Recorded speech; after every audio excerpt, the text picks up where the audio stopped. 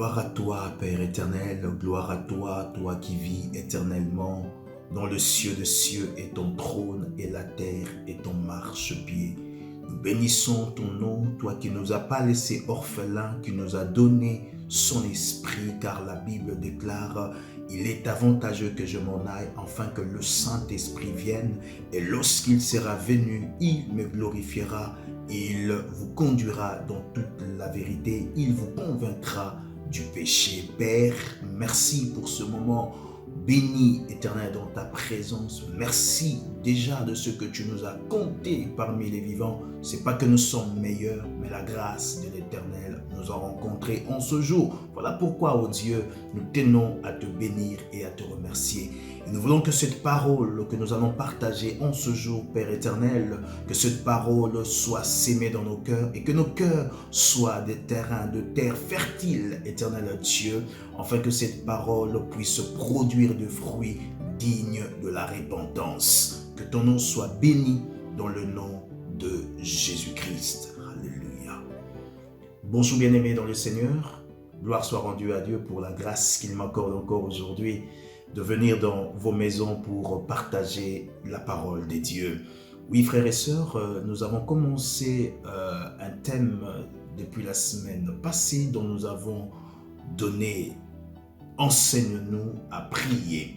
Voilà le grand thème que nous sommes en train de partager en ce moment.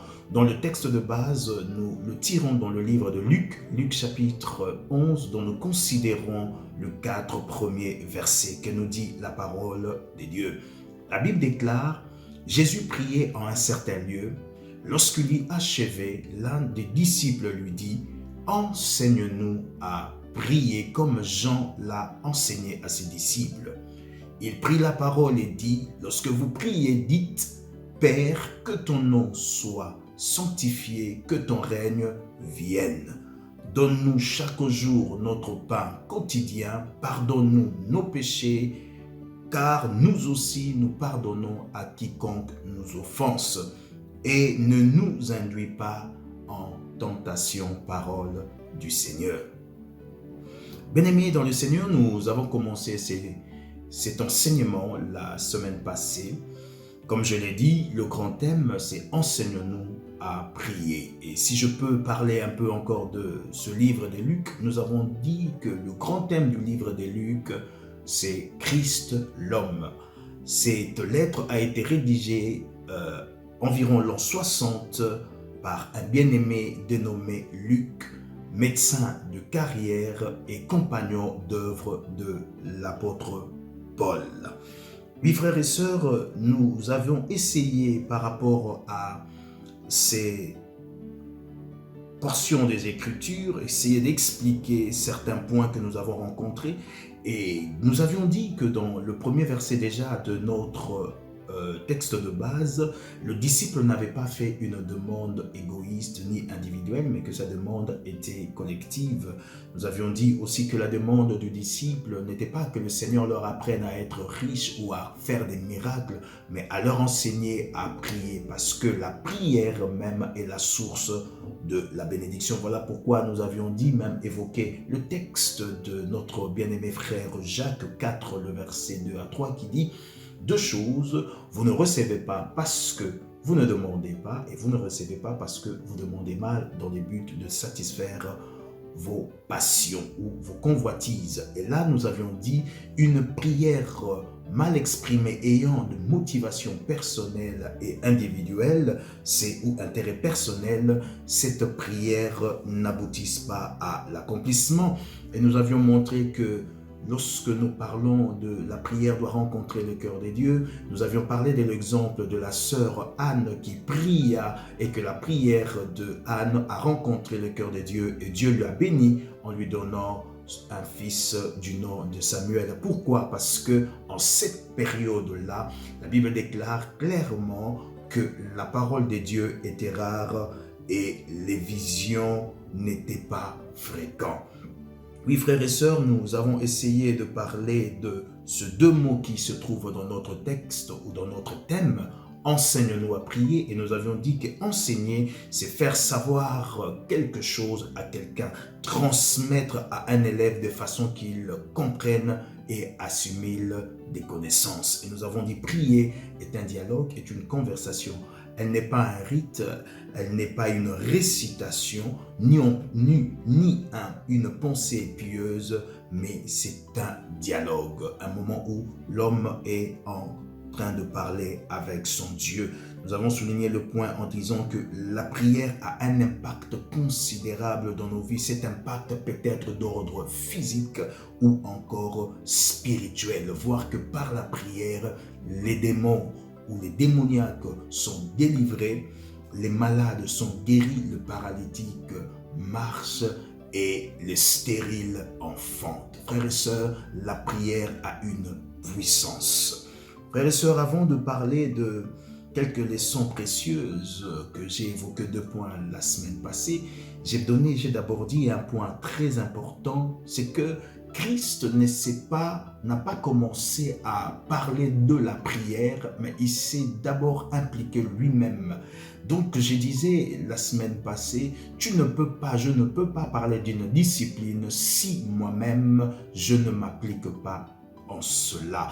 Bien-aimé, il est difficile de parler de l'amour si on ne sait pas aimer. Il est difficile de parler du pardon si on ne sait pas pardonner. Avant de parler de quelque chose, il est mieux pour nous que nous puissions nous-mêmes nous appliquer dans cette discipline. Voilà pourquoi je disais, tu ne jeûnes pas, tu ne pries pas. Comment veux-tu dire aux gens de jeûner, de prier, de veiller aussi longtemps que toi, aussi longtemps que moi, je ne le fais pas. Voilà, bien-aimé, un peu le thème ou bien la partie où nous avons essayé de parler la semaine passée, et nous avions parlé de 2 points par rapport à des leçons précieuses sur la nature de la prière. La première des choses, nous avions dit dans le verset 2 de notre texte de base, Jésus dit, quand vous priez, dites Père, que ton nom soit sanctifié.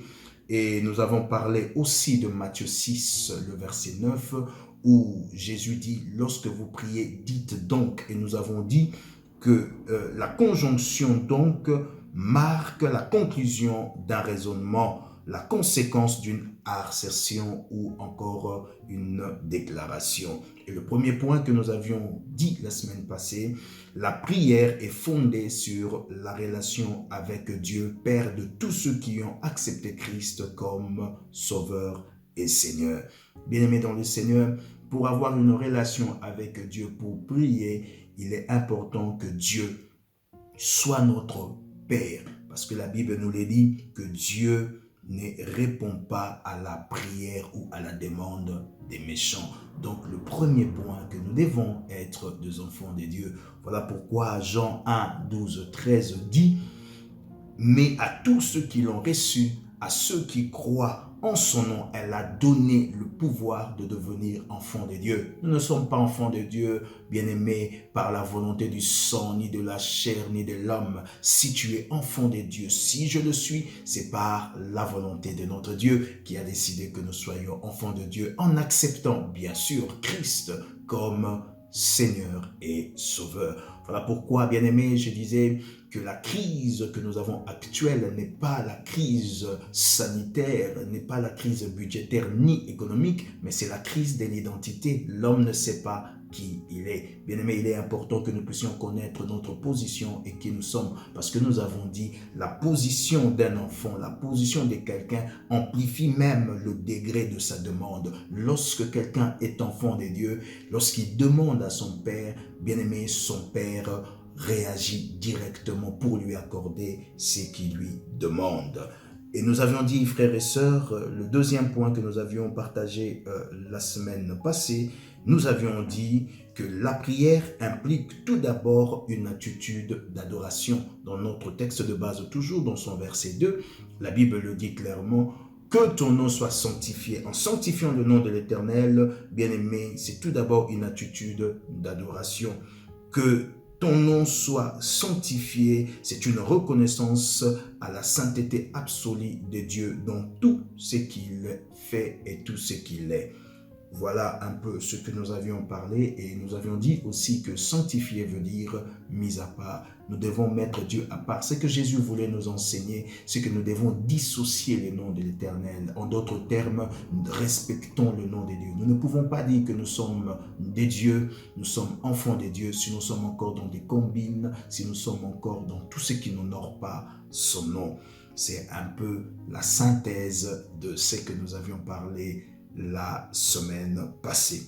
Aujourd'hui, frères et sœurs, nous continuons avec ces leçons précieuses sur la nature de la prière en considérant toujours notre texte de base. La Bible dit, bien-aimé, dans son verset 2, « Lorsque vous priez, dites, Père, que ton nom soit sanctifié, que ton règne vienne. » Frères et sœurs, la troisième leçon sur la nature de la prière, c'est que la prière a pour premier objet le royaume des cieux et son avènement sur la terre.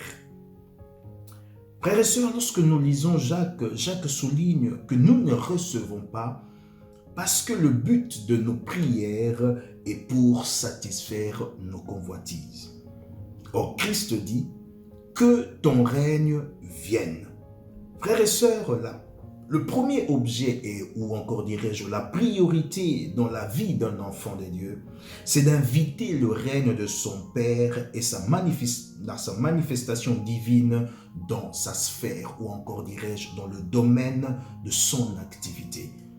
Bien-aimés frères et sœurs, un enfant de Dieu est un porteur de la présence de Dieu. Il est un porteur de la bénédiction de l'Éternel. Quand le monde te voit, le monde doit voir Dieu. Quand le monde t'entend, le monde doit entendre Dieu par même ta façon de parler, par ta façon d'agir. Voilà pourquoi Christ dit, invitez le règne du Seigneur, que le règne de l'Éternel s'établisse au milieu de vous.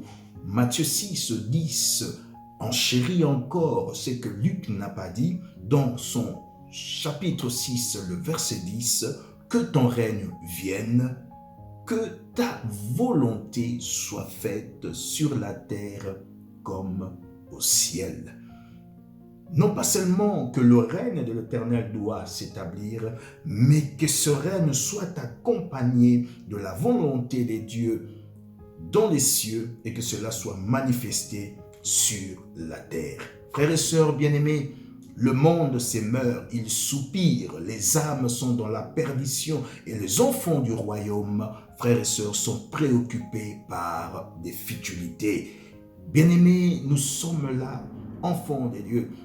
La Bible déclare que nous devons inviter le règne du Seigneur. Nous devons inviter que son règne s'établisse dans le monde, que le règne de l'Éternel puisse s'y manifester. Mais bien aimé, au lieu que nous soyons connectés, avoir la pensée de Dieu pour imposer au monde le règne du Seigneur, frères et sœurs, nous sommes préoccupés par autre chose. Or, le monde se meurt. Bien-aimés, les âmes sont dans la perdition. Mais où sont les enfants de Dieu? Les enfants de Dieu sont dans des futilités, dans des distractions. Comment faire, bien-aimés, pour être riche? Voilà des réunions auxquelles nous participons, que nous aimons. Comment faire? Comment avoir des stratagèmes pour trouver l'âme sœur? Bien-aimé dans le Seigneur, j'aimerais peut-être te dire, toi qui n'es pas marié, ça pourra peut-être te choquer, mais j'aimerais quand même te le dire. Frères et sœurs, laissez-moi vous dire, tout le monde ne se mariera pas. Frères et sœurs, tout le monde ne se mariera pas. Nous pouvons tout dire, tout penser, mais bien-aimé, ça c'est une vérité. Il y a ceux-là qui vont se marier et ceux-là qui ne vont pas se marier. Vous savez pourquoi, frères et sœurs? Si Christ pouvait laisser tout le monde se marier, alors finalement, le Christ ne reviendra jamais. Parce que nous aurons nos enfants auront besoin d'avoir des enfants, leurs enfants auront besoin d'avoir des enfants. Finalement, le Christ ne reviendra pas. Or, bien-aimé, il y a une promesse que le Seigneur a faite et moi je m'accroche sur cette promesse, ce qu'on appelle l'espérance bénie. L'espérance bénie, c'est la vie éternelle, la rencontre de l'éternel ou la rencontre de Christ avec l'épouse. que nous sommes. Et c'est ça dont mon âme a tellement besoin de rencontrer le Seigneur. Voilà pourquoi, frères et sœurs, au lieu d'inviter le règne du Seigneur, l'homme est dans des futilités et dans tout ce qui peut être de la distraction. Nous sommes là dans des disputes, bien-aimés, sur des réseaux sociaux, matin, midi, soir. Bien-aimés, une armée désorganisée où les généraux tirent sur leur capitaine et vice-versa. Bien-aimé, il y a du tohu-bohu, la cacophonie ou tout comme on dit, du méli-mélo, la confusion totale dans l'église du Seigneur. Or, bien-aimé, nous devons être un corps où nous pouvons nous unir pour élever le nom de l'Éternel, afin que le règne de l'Éternel s'établisse. Mais pour que nous puissions établir le règne de Dieu, nous sommes là que sur des réseaux sociaux, matin, midi, soir. Oh bien-aimé, voilà pourquoi j'ai dit cette génération, c'est la génération Android, c'est la génération smartphone. Tout se passe dans les téléphones, tout. Et il y a des bons, des mauvais, tout là-dedans, la génération d'Android. Bien-aimés dans le Seigneur, que le Seigneur nous aide. Au lieu que nous puissions nous déchirer les uns les autres, nous cherchons, bien-aimés, à épater les hommes au lieu de les impacter. J'aimerais que tu puisses écrire cela, bien-aimé. Nous devons impacter le monde et non les épater ou encore et non l'épater. Bien-aimés, les hommes doivent voir Dieu en nous. Au lieu d'enseigner le peuple de Dieu, frères et sœurs, sur le fondement de l'évangile, beaucoup sont là, frères et sœurs, en train de parler des futilités. Et frères et sœurs, je suis étonné, et c'est vrai, et surtout en cette période où nous parlons de la pandémie, j'ai réalisé que beaucoup d'enfants de Dieu, serviteurs de Dieu, bien-aimés, des pasteurs, beaucoup sont dans la distraction. Pourquoi? On est plus en train de parler que du Covid-19. Nous sommes en train que de parler de la pandémie. Et c'est la première pandémie ou la première épidémie dans le monde. Bien aimé, le monde connaît des épidémies. Le monde connaît toutes ces choses. Mais une chose est vraie, toutes ces choses passeront. Mais une chose ne passera pas. C'est la parole de Dieu. Voilà pourquoi, bien aimé, l'apôtre Paul parle. Le fondement que nous avons placé en vous. Gardons les fondements. Transmettons ces fondements à d'autres personnes sous forme d'enseignement au lieu de passer des heures et des heures, frères et sœurs, sur la pandémie. Bien-aimés, cette période, j'ai beaucoup réalisé que même l'Église, même les chrétiens que nous sommes, nous ne nous sommes pas préparés à l'enlèvement. La pandémie a fait que l'homme soit peur. Quand je dis l'homme, j'englobe et les chrétiens. Tout le monde a eu peur et tout le monde a peur. Bien évidemment, lorsqu'on parle de tout le monde pour confirmer la règle, bien aimé, l'exception ne manque pas. Mais quand je vois, bien aimé, tout ce qui se passe, les discussions même de certains hommes de Dieu dans des réseaux sociaux, ainsi de suite, frères et sœurs, tout le monde est braqué sur ça. Bien aimé, le monde et sa convoitise passera, mais la parole de Dieu ne passera pas. Frères et sœurs, j'aimerais te le dire, le Covid-19 peut prendre mon corps, mais le Covid-19 ne prendra pas mon esprit, ni mon âme.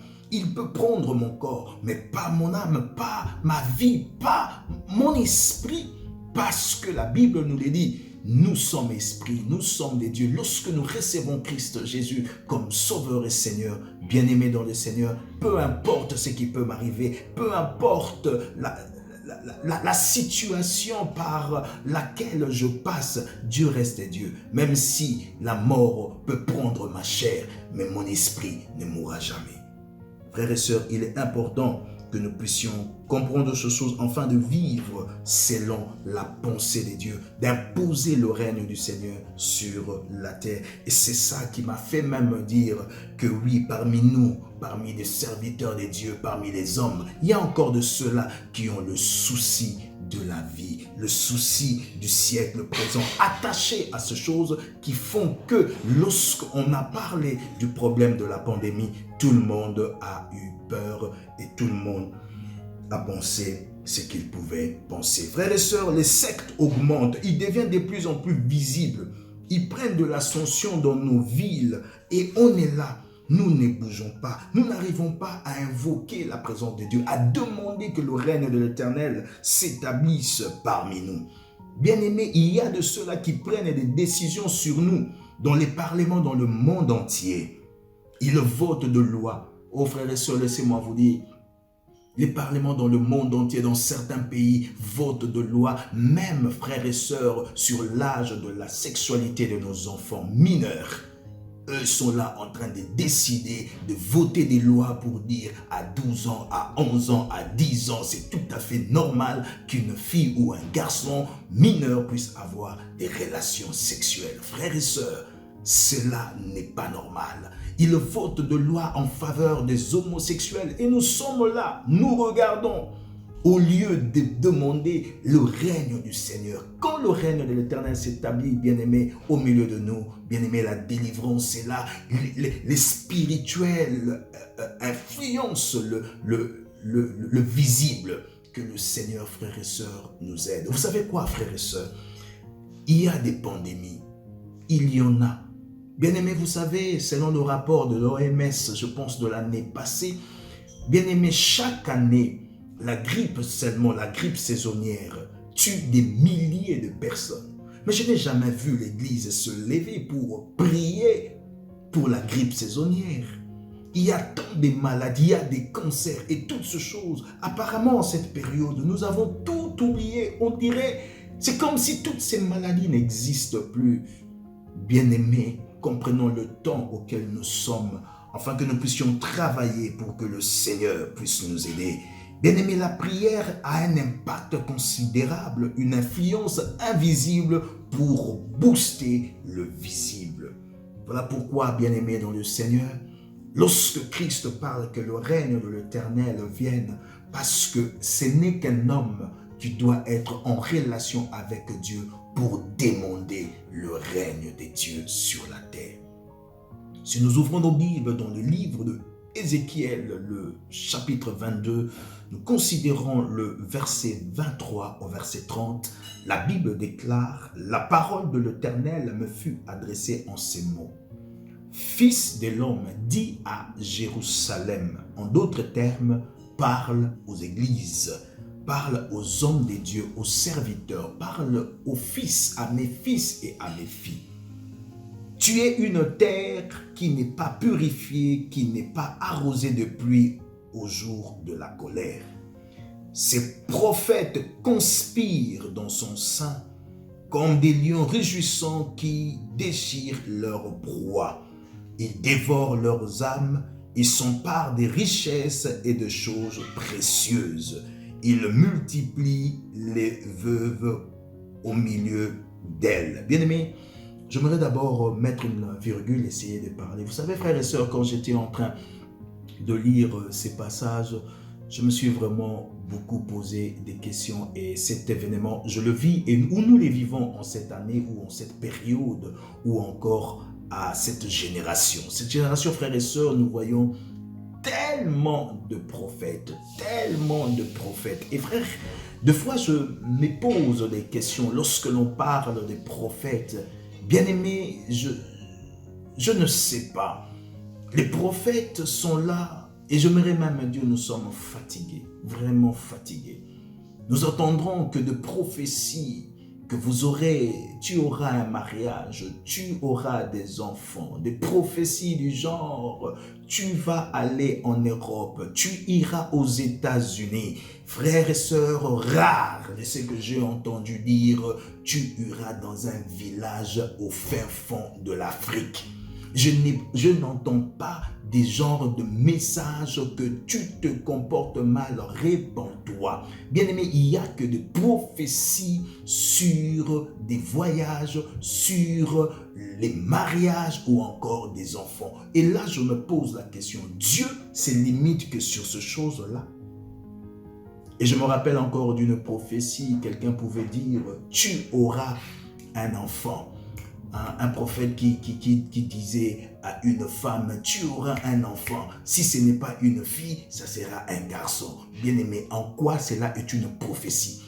Si tu n'as pas un fils, tu auras une fille. Bien-aimé, à part une fille, à part une fille et un garçon, quel est encore le sexe que nous pouvons avoir lorsque quelqu'un a un enfant? Bien-aimé, ce n'est que ça. Et quelqu'un dit ces choses, et la sœur crie, Alléluia. Bien-aimé, il n'y a pas d'Alléluia. Et ce sont des choses que nous aimons. Il y a des fois, on est là, tu entends quelqu'un dire, le Seigneur est parmi vous, le Seigneur est parmi vous. Et les hommes disent, voilà la prophétie. Bien-aimé, je n'ai pas besoin que quelqu'un vienne me dire, le Seigneur est parmi vous. Je le sais qu'il est parmi nous, car la Bible le dit, là où 2 ou 3 sont réunis en son nom, il est là. Je n'ai pas besoin pour que quelqu'un soit prophète, vienne me dire que Dieu est parmi vous. Frères et sœurs, que tu me le dises, que tu ne me le dises pas, je le sais et j'ai une forte conviction avec l'esprit qui habite en moi, qui crie à ma Père, confirme que le Seigneur est là parmi nous. Ceci, je ne veux pas dire que le prophète n'existe pas. Non, le prophète existe. Il y a des prophètes, mais j'aimerais seulement insister, ce n'est pas parce que quelqu'un a donné un message qui fait de lui un prophète. Et si c'est un prophète, bien aimé, nous avons besoin que les prophètes puissent nous déchiffrer le livre de l'Apocalypse, qui nous donne des révélations du temps de la fin. Non pas nous dire que tu iras en Europe. Ce ne sont pas ça les messages de fin. Un prophète doit orienter le peuple du Seigneur. Il y a une différence entre le ministère prophétique et un don prophétique. Bien-aimé, si tu es ministre prophète, frères et sœurs, déchiffre-nous la volonté de Dieu, ce qui est écrit dans la parole sur le livre ou dans les livres d'Apocalypse. C'est ce que nous avons besoin et non pas nous dire chaque fois tu seras béni, tu auras des enfants, tu vas te marier. Bien-aimés, nous sommes fatigués de ces choses. Nous avons besoin du règne de l'Éternel, que le règne de l'Éternel s'établisse, afin que les âmes perdues connaissent la voix du Seigneur et non pas seulement autre chose. Vous savez pourquoi, frères et sœurs? Parce que nous avons dérouté beaucoup parmi le peuple du Seigneur. Les prophètes, le serviteur de Dieu, les hommes de Dieu, le fils et filles de Dieu, nous avons désorienté le peuple du Seigneur. Que le Seigneur nous aide à comprendre ces choses. Nous poursuivons notre texte de Ézéchiel. Nous sommes dans son verset 26. La Bible déclare, « Ces sacrificateurs violent ma loi et profanent mes sanctuaires. Ils ne distinguent pas ce qui est saint de ce qui est profane. » Voilà encore une chose, frères et sœurs. Nous ne savons plus distinguer ce qui est saint, ce qui est profane, ce qui est bien, ce qui est mal. Parce qu'il y a tellement un mélange dans l'Église, un mélange dans le milieu chrétien, que nous ne savons plus qu'est-ce qui est saint et ce qui est profane. Nous réalisons même par rapport à des chansons, à des danses, on ne sait plus savoir est-ce que c'est profane ou c'est saint. Et dans tout ça, l'homme dit, la danse vient du ciel. Non, bien-aimé dans le Seigneur. Il continue en disant, ils ne font pas connaître la différence de ce qui est impur et ce qui est pur. Voilà. Ils détournent les yeux de mes sabbats et je suis profané au milieu d'eux. Ces chefs sont dans son sein comme des loups qui déchirent leur proie. Ils répandent le sang, perdent les âmes. Dieu insiste parce que nous perdons les âmes par nos comportements pour assouvir leur cupidité. Et ces prophètes ont pour eux des enduits de plâtre, des vaines visions, des oracles menteurs. Ils disent, ainsi parle les seigneurs l'Éternel, et l'Éternel ne leur a point parlé. Vous voyez, bien-aimés, deux fois nous sommes dans des sentiments, nous disons des choses auxquelles Dieu n'a même pas dit.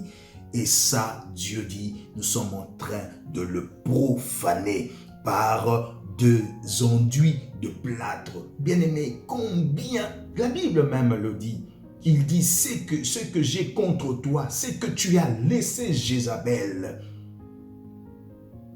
parler, prophétiser. Pourquoi il dit que tu as laissé Jézabel? Tu sais que cette personne est une personne de mauvaise vie. Mais toi, quand tu vas vers lui, prophète, tu es là seulement pour l'encourager en disant Dieu est avec toi, Dieu te bénit, Dieu te garde. Non, frères et sœurs, nous devons ramener le peuple de Dieu dans la raison. C'est-à-dire, quand quelqu'un marche mal, il marche dans l'impureté, dans l'impudicité, l'adultère, le vol, le mensonge, il faut lui dire que tu es dans le mal, répands-toi. Est-ce que quelqu'un peut dire Amen? Bien-aimé, il est important que nous puissions comprendre ces choses. Et Dieu s'est plaint de ce comportement au milieu de Jérusalem. La Bible continue dans le verset 29. Le peuple du pays se livre à la violence, commet des rapines, opprime le malheureux et l'indigent, foule l'étranger contre toute justice. N'est-ce pas ce que nous sommes en train de vivre chaque jour? Chaque jour, nous ne vivons que ça, nous ne voyons que ça. Voilà pourquoi le verset terminal, le verset 30 dit « Je cherche parmi eux ». Ce matin, Dieu lance encore cette invitation. Dieu cherche parmi ses enfants, parmi le peuple, un homme qui s'élèvera pour dresser un mur et qui se tiendra à la brèche devant moi en faveur du pays, afin que je ne les détruise pas, mais je n'en trouve point. Bien-aimé, Dieu cherche quelqu'un qui peut encore aujourd'hui demander son règne, établir le règne de l'Éternel sur la terre, mais Dieu ne trouve personne. Pourquoi? Parce que nous sommes distraits. Pourquoi? Parce que nous sommes dans des futilités, dans des choses de foi qui n'honorent même pas Dieu, qui n'a aucun avantage pour Dieu, aucun intérêt, des motivations personnelles, individuelles, dont Dieu ne trouve même pas sa part. Et Dieu cherche pendant tout ce temps qui pourra s'élever, qui pourra se tenir à la brèche pour prier en faveur du pays. Bien-aimé, j'aimerais te dire, le pays où tu te trouves, frères et sœurs, tu as la responsabilité de ce pays. Donc tu dois prier pour le pays, prier pour les autorités, les personnes que Dieu a élevées en dignité dans le pays où tu te trouves, afin que le Seigneur puisse ne pas détruire ces pays. Mais bien-aimé, c'est ça que nous avons besoin. Bien-aimé, Dieu demande que le règne s'établisse. Frères et sœurs, il y a des hommes qui sont victimes de forces de ténèbres, victimes de malédictions ancestrales, de malédictions tribales, de malédictions sectorielles. Mais ils sont là accablés. Mes frères et sœurs, nous ne voyons pas ces personnes pour leur donner notre soutien, pour les aider. N'est-il pas écrit dans 1 Jean 3, 8, la partie B, que le Fils de Dieu apparut afin de détruire les œuvres des ténèbres? Bien-aimés, il y a des gens qui souffrent spirituellement, il y a des gens qui sont sous des liens, il y a des autels, il y a des piliers établis dans leur vie, mais ils n'ont personne qui peut leur soutenir, frères et sœurs, afin que le Seigneur puisse les délivrer de toutes ces choses. Voilà pourquoi, frères et sœurs, ça est la pensée de Dieu pour que son règne vienne, afin que sa volonté soit faite. Bien-aimés, quand le règne du Seigneur s'établit en nous, frères et sœurs, il y a une volonté qui s'accomplit. Quelle est la volonté de Dieu qui s'accomplit lorsque son règne s'établit? Bien-aimés, la volonté de Dieu qui s'établit, premièrement et d'abord, cette volonté que Christ est venu sur terre. Bien-aimés, la Bible dit, dans le livre de Ézéchiel 33, le verset 11, « Dis-leur, je suis vivant, dit le Seigneur l'Éternel. Ce que je désire, ce n'est pas que le méchant meure. C'est qu'il change de conduite et qu'il vive. Revenez, revenez de votre mauvaise voie. Et pourquoi mourriez-vous, maison d'Israël? » Bien-aimé, la volonté de Dieu ici, c'est que tout homme parvienne au salut. Dieu ne prend pas plaisir à la mort d'un méchant. Quand Dieu demande que nous puissions prier pour le règne, et quand son règne s'établit, la volonté première de Dieu, c'est que l'homme puisse parvenir au salut parce qu'il ne désire pas, il ne souhaite pas la mort d'un méchant. Quand il parle de la volonté de Dieu, bien-aimé, c'est que l'homme soit en paix, dans la joie et dans le bonheur. La Bible le dit dans Jérémie 29, 11, « Le projet que je formais pour toi, un projet de bonheur, un projet de paix et non des malheurs. » Bien-aimé, la volonté de Dieu, c'est de libérer les captifs et que la bonne nouvelle de Christ soit répandue dans le monde. Nous pouvons lire ça dans le livre de Luc, Luc chapitre 4, le verset 18 et le verset 19. La Bible dit, « L'Esprit du Seigneur est sur moi parce qu'il m'a oint pour annoncer une bonne nouvelle aux pauvres. » Quand on dit le pauvre, ce ne sont pas le pauvre qui manque, mais le pauvre en esprit, les personnes qui sont accablées. La bonne nouvelle, il faut les annoncer. Bien-aimé, tu peux être riche, avoir tout dans le monde, mais spirituellement, tu es pauvre, spirituellement, tu es triste.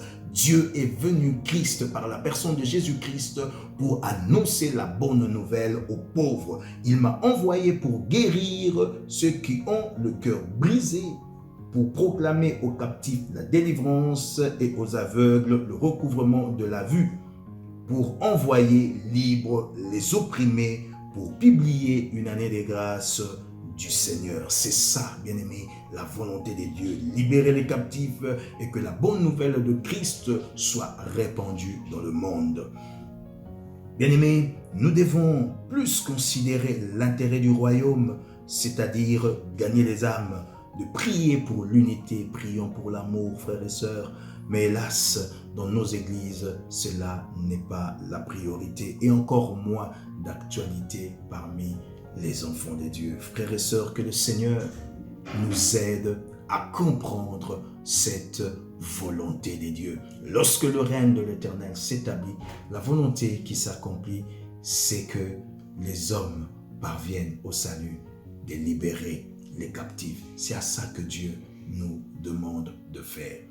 Et le quatrième point, ou la quatrième leçon par rapport à la nature de la prière, toujours dans notre texte de base, le verset 2, mais je prends Matthieu, le chapitre 6, le verset 10, quand il dit « Que ton règne vienne et que ta volonté soit faite sur la terre comme au ciel. » Bien-aimé, la prière véritable accepte implicitement la volonté de Dieu, qu'elle soit connue ou pas.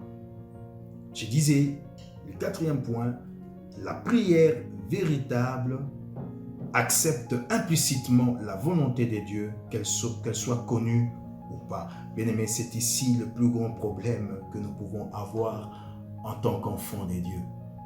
Bien-aimé, je vois encore l'histoire de Christ lorsque Christ était dans le jardin de Gethsémane.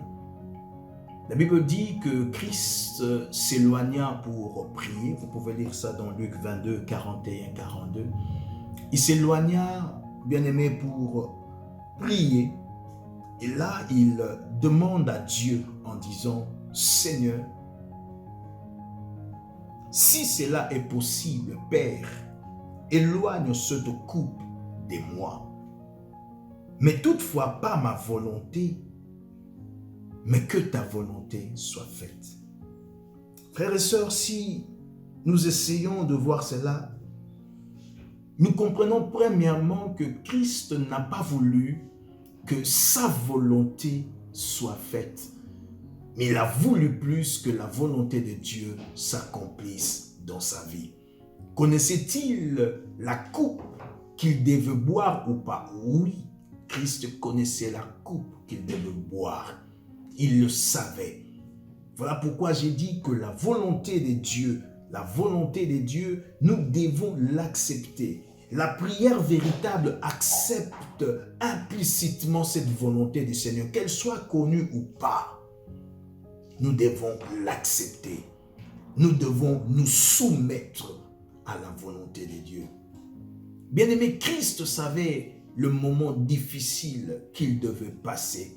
Mais Christ n'a pas regardé à ses intérêts, mais il a vu l'intérêt du royaume, en sachant que si je passe par la croix, voilà la gloire qui vient après la croix. La croix.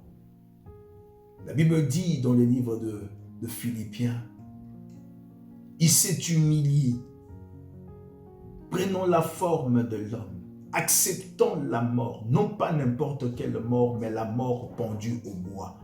Or, la Bible déclare dans le livre de Lévitique, maudit soit celui qui est pendu au bois. Mais Christ l'a accepté. Il s'est humilié. J'aime la suite. C'est pourquoi Dieu l'a souverainement élevé. Dieu lui a donné le nom qui est au-dessus de tout nom, auquel tout genou fléchisse et toute langue confesse que Jésus-Christ est Seigneur. Bien-aimé, si Christ a été élevé, c'est parce qu'il s'est soumis à la volonté de Dieu. Oh frères et sœurs, il est important que nous puissions nous soumettre à la volonté de Dieu. Lorsque nous demandons que le règne de l'Éternel s'établisse, la volonté de Dieu nous demande que nous puissions nous soumettre à cela. Il est important, frères et sœurs. Voilà pourquoi, bien-aimé, Dieu n'est pas obligé de nous accorder tout ce que nous lui demandons. Mais nous devons nous demander à l'Éternel afin que la demande puisse rencontrer son cœur. Souvent, frères et sœurs, nous imposons à Dieu nos choix sous forme de sa volonté à cause de nos désirs charnels, à cause de nos convoitises. Vous savez, frères et sœurs, la plupart des fois, nous demandons à Dieu de choses qu'il n'est pas d'accord, mais nous l'imposons afin qu'il puisse accepter. Frères et sœurs, j'aime toujours dire que Dieu est le premier démocrate. Dieu n'a jamais imposé quelqu'un quoi que ce soit. Je te le dis, bien-aimé, Dieu n'a jamais imposé quelqu'un quoi que ce soit. La Bible dit dans Deutéronome 30, « Je mets devant toi deux chemins, la vie et la mort. Mais je te conseille de suivre le chemin de la vie. » Frères et sœurs, la vie est faite de choix. Tout ce que nous faisons sont de choix. Mais nos choix, laisse-moi te dire, bien-aimé, nos choix ont des conséquences. Ça peut avoir des conséquences positives, tout comme des conséquences négatives. Mais ce sont des choix que nous faisons. Il est important, frères et sœurs, que nous puissions comprendre ces choses. Lorsque nous voyons la vie de Balaam, l'histoire de Balaam et Balak nous enseigne, frères et sœurs, sur la cupidité et la convoitise du monde. C'est là où ça peut nous pousser. Bien-aimé, la volonté de Dieu n'était pas que Balaam puisse maudire Israël parce que Dieu lui-même l'avait béni. Mais Balaam, à cause de soucis de la vie, à cause de la cupidité, à cause de la convoitise, bien-aimé, il a tout fait pour maudire Israël. Mais Dieu ne lui avait pas permis. Il trouva des stratagèmes pour faire que Israël tombe, bien-aimé, dans l'adultère, tombe dans l'interdit. Parce qu'Israël s'est lié avec les filles de Moab et cela a apporté la malédiction en Israël. Bien-aimé, pourquoi? Parce que Israël n'est pas allé dans la volonté de Dieu. Il voulait imposer Dieu ce que lui, il le voulait. Et voilà les conséquences qui est arrivées. La Bible parle d'environ 22 ou 24 000 morts. Bien-aimé, voir comment est-ce une désobéissance ou bien pousser Dieu, imposer Dieu ta volonté, c'est que cela peut nous coûter. Voilà pourquoi, bien-aimé dans le Seigneur, il est important que nous puissions nous incliner au choix et à la volonté de Dieu. Frères et sœurs, beaucoup de fois nous demandons à Dieu, mais nous ne le consultons pas. Bien-aimé, lorsqu'on parle de consulter quelqu'un, c'est avoir l'avis de l'autre. Bien-aimé, lorsque nous allons à l'hôpital, où nous allons consulter, nous exposons nos problèmes et nous lui laissons, la personne ou l'interlocuteur, nous donner son avis. Mais généralement, frères et sœurs, avec Dieu, nous ne faisons pas cela. Nous allons pour imposer Dieu d'accepter mon choix. Bien-aimés, faisons attention parce qu'en faisant ces choses, nous nous exposons à beaucoup de choses. Beaucoup parmi nous sont dans les domaines, dans deux endroits auxquels Dieu ne les a pas orientés. Frères et sœurs, vous savez, nous sommes dans des pays, chacun de nous est là où il est, mais des fois nous sommes dans ces endroits, non pas par la volonté de Dieu, parce que nous l'avons imposé comme ça. Nous l'avons voulu. Nous l'avons voulu. Beaucoup, bien-aimés, et plusieurs aussi, sont dans des mariages, non pas parce que Dieu l'a voulu, parce qu'eux, ils ont voulu et ils ont imposé Dieu. Bien-aimés, faisons attention. Lorsque je parle du mariage, lorsque je parle de choix, ce n'est pas pour dire que Dieu doit te parler, c'est ton épouse ou c'est ton époux, mais nous cherchons l'orientation du Seigneur. Nous cherchons l'orientation. Bien-aimés, vous savez, lorsque nous cherchons l'orientation, nous sommes neutres. Nous demandons à Dieu de nous parler, de nous orienter, en lui exprimant le sentiment que nous avons vis-à-vis de la personne. Et nous demandons à Dieu de nous orienter. Bien aimé, il y a d'autres qui ont prié, non pas pour connaître la volonté de Dieu, ni pour l'orientation, mais ils sont allés imposer Dieu. Et quand les choses ne marchent pas, quand l'homme ou la femme vit l'enfer dans le mariage, là maintenant, ils commencent à dire que Dieu revienne plus vite afin que nous puissions partir. Non, non, non, non, non, non, non. Ne demande pas que Dieu puisse revenir vite parce que ton choix t'a amené à des conséquences négatives. Essaye de réparer là où tu es afin que Dieu puisse te venir en aide. Bien-aimés, si nous voyons l'histoire d'Abraham, bien-aimé, Abraham était dans la volonté de Dieu. Lorsqu'il quitta la Mésopotamie, Dieu lui a dit je te montrerai le pays où coule le lait et le miel. La Bible nous dit que Dieu l'a conduit jusqu'à Canaan. Mais lorsque la famine a frappé le pays, Abraham a décidé de quitter. Abraham n'avait pas consulté le Seigneur. Il a quitté Canaan pour se rendre en Égypte. Frères et sœurs, vous connaissez ce qui est arrivé en Égypte. La conséquence de choix d'Abraham a fait en sorte que vous et moi, nous connaissons la suite. Ça a commencé par un mensonge qui a apporté une femme qui a apporté un fils. Et vous connaissez ce que dit la parole de Dieu concernant ses fils. La Bible dit âne sauvage. Toutes ces choses, c'est à cause du choix d'Abraham. J'insiste, bien-aimés, le choix que nous faisons a des conséquences. Elle peut être positive tout comme négative, mais du reste, ce sont des conséquences. Nous voyons le choix de Moïse d'accepter la mission de Dieu. La Bible dit, Dieu dit, il n'y a aucun interlocuteur, aucun homme qui peut parler face à face avec moi comme Moïse. Nous voyons les miracles que Dieu a opérés par Moïse. Bien-aimés, il est important que nous puissions nous attacher à la volonté de Dieu lorsque nous faisons de choix. Bien-aimés, il y a une chanson qui me vient dans mon esprit et cette chanson, c'est dans ma langue. Un homme a dit, les promesses que tu m'as faites, je le garde dans mon cœur. Et parmi ce que j'ai, c'est quand tu dis que tu ne m'abandonneras jamais et que tout ce que je te demanderai, tu le feras. Alléluia. Bilaka yo pesa nanga, nabomba na motema, parmi bao esimbaka ngai, eza tango yoloba. Yokotikanga jamais, papa yo moko yokozala nanga, pe nyonso nakosenga, ekopesa melangai. Bilaka yo pesa nanga, nabomba na motema, parmi baoyo esimbaka ngai, eza tango yoloba.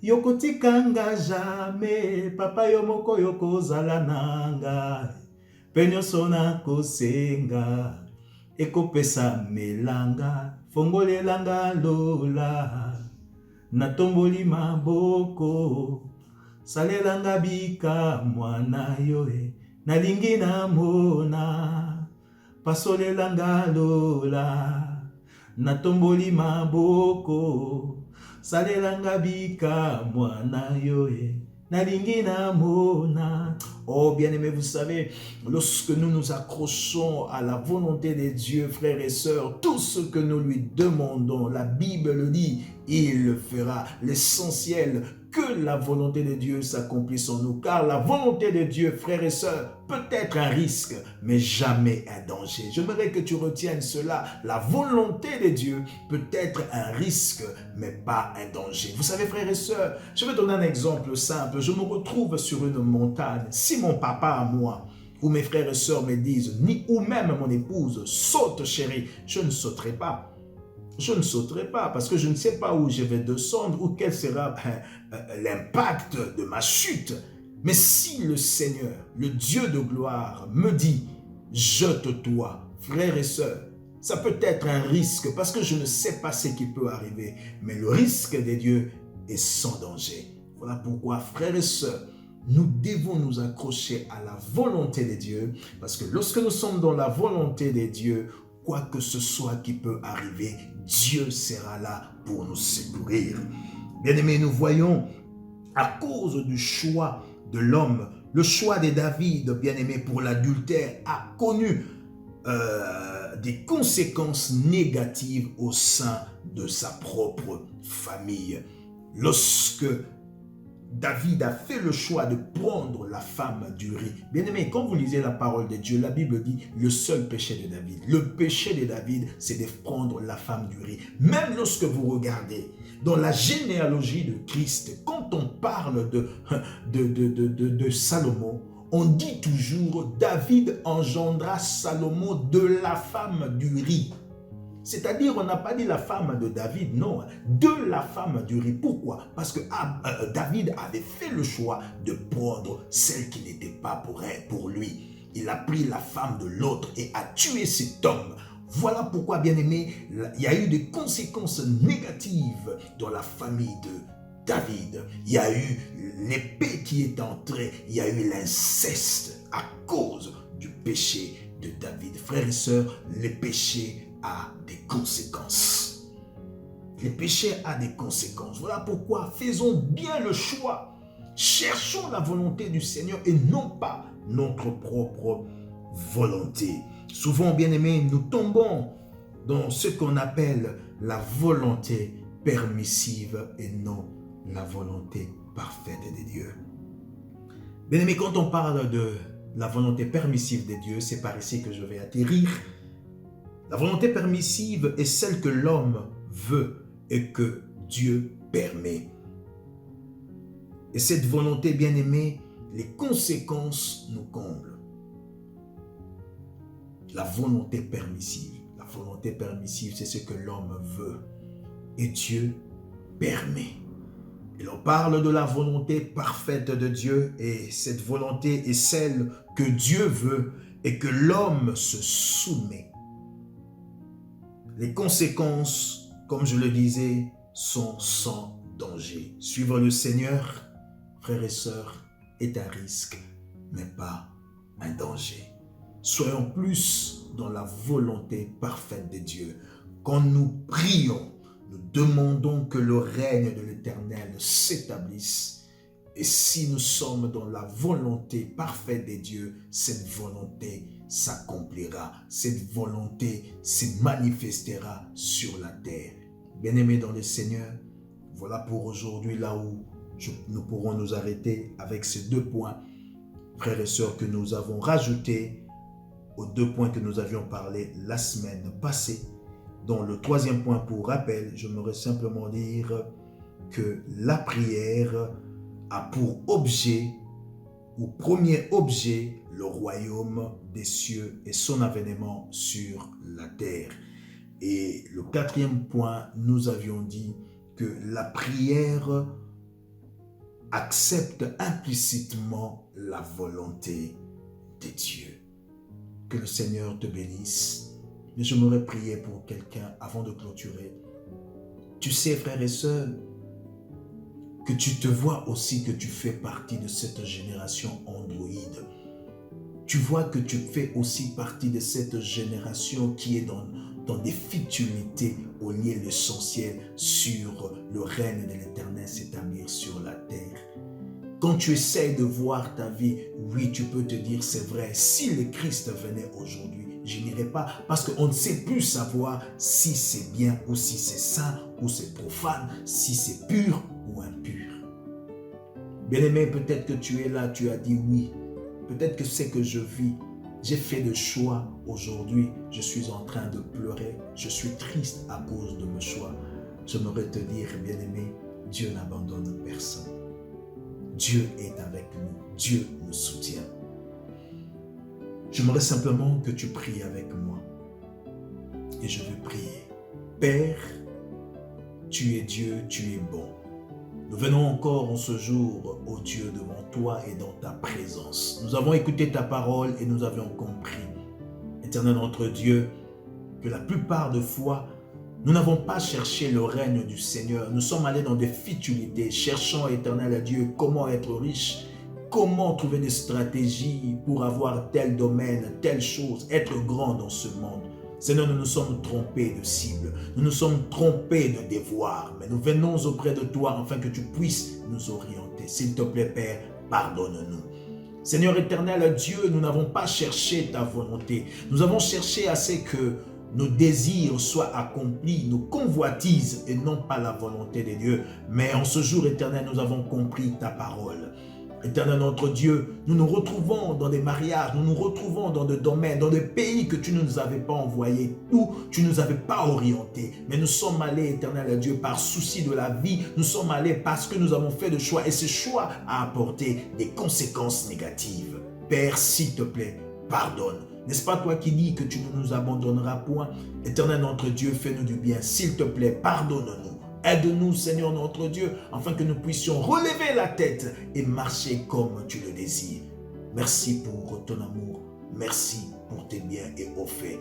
Éternel notre Dieu, lorsque Jonas revenant à la raison, au lieu d'aller, éternel Dieu, à l'endroit où tu l'avais envoyé, il alla autre part, mais les conséquences qu'il avait rencontrées, les conséquences connues, éternel Dieu, il pria, il invoqua l'éternel, éternel, et tu avais répondu favorablement. Voilà pourquoi nous aussi, nous venons en ce jour et ce matin, ce soir, peu importe l'heure à laquelle mes bien-aimés vont suivre cette vidéo, Seigneur, je prie seulement, ô Dieu, que tu puisses nous ramener sur le droit chemin, que tu puisses nous ramener dans la maison du Père.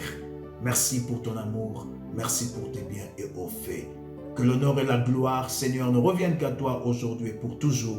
Dans le nom puissant de notre Seigneur Jésus-Christ, nous avons ainsi prié. Et ensemble, nous disons Amen, Amen, Amen. Que le Seigneur soit béni, que le Seigneur soit glorifié.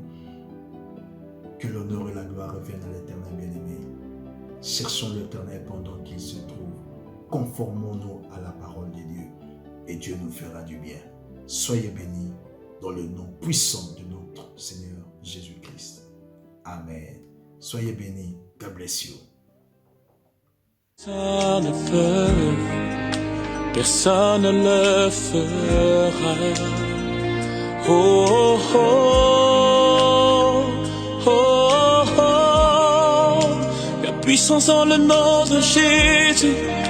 La puissance dans le nom de Yahvé. Oh, oh, oh, oh, oh. La puissance dans le nom de Jésus.